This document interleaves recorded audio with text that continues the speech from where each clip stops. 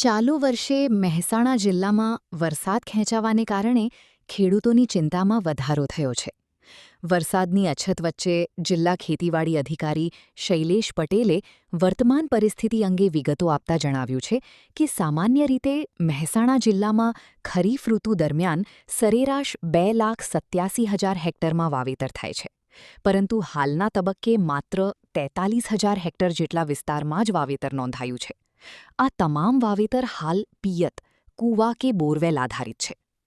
આંકડાકીય માહિતી આપતા ખેતીવાડી અધિકારીએ જણાવ્યું કે ગત વર્ષે આ જ સમયગાળા દરમિયાન જિલ્લામાં 17% વરસાદ થઈ ચૂક્યો હતો, જેની સામે ચાલુ સાલે અત્યાર સુધી માત્ર 2.77% જેટલો જ નહિવત વરસાદ નોંધાયો છે.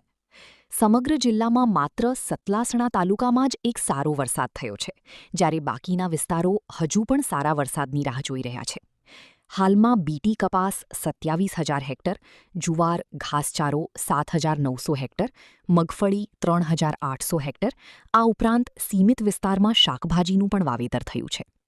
વરસાદ ખેંચાવાના કારણે ઊભા પાકને બચાવવા માટે ખેતીવાડી વિભાગ દ્વારા ખેડૂતોને સતત પિયત આપવાની ભલામણ કરવામાં આવી છે.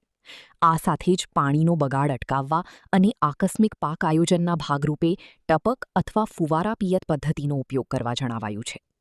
વિભાગ દ્વારા તૈયાર કરાયેલા કન્ટિન્જન્સી આકસ્મિક પ્લાન મુજબ 5 જુલાઈ સુધીમાં વરસાદ થાય તો ખેડૂતોએ અડદ અથવા ઘાસચારા જેવા પાકોનું વાવેતર કરવું જોઈએ.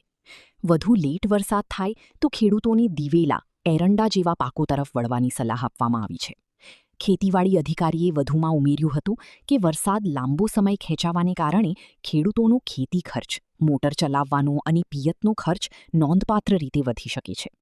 આ ઉપરાંત જો નવું વાવેતર વધુ મોડું થશે તો આગામી સમયમાં પાકના કુલ ઉત્પાદન પર પણ તેની માઠી અસર જોવા મળી શકે છે. હાલ ખેતીવાડી વિભાગ દ્વારા જિલ્લાના તમામ ખેડૂતોને આ પરિસ્થિતિ સામે લડવા માટે જરૂરી માર્ગદર્શન પૂરું પાડવામાં આવી રહ્યું છે. મહેસાણા જિલ્લાની વાત કરીએ તો સરેરાશ વાવેતર ખરીફ ઋતુમાં 2,87,000 હેક્ટરમાં થાય છે. હાલના તબક્કે 43,000 હેક્ટર જેટલું વાવેતર થયેલું છે.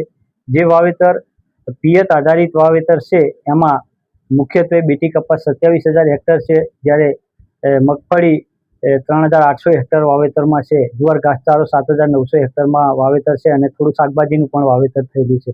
હાલમાં વરસાદ ખેંચાયો છે.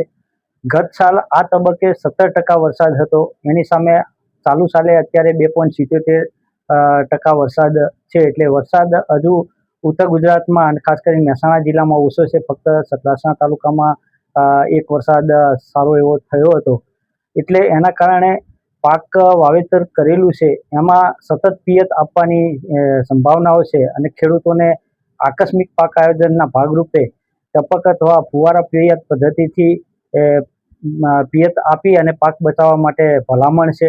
તેમજ આવનાર સમયમાં વરસાદ લેટ થાય તેવા સમયે આકસ્મિક પાક આયોજનના ભાગરૂપે ખાસ કરીને જો વરસાદ સમયસર જુલાઈના 5મી સુધીમાં થઈ જાય તો અડદ અથવા તો ઘાસચારા જેવા પાકોનું વાવેતર કરવું જોઈએ અને લેટ વરસાદ થાય તેવા સમયે દિવેલા પાકોનું વાવેતર કરવું જોઈએ. આ રીતે કન્ટિન્જન્સી પ્લાન પણ તૈયાર કરેલો છે અને એ મુજબ ખેડૂતોને માર્ગદર્શન આપવામાં આવી રહ્યું છે. વરસાદ ખેંચાય તો કેવી અસર થઈ શકે છે?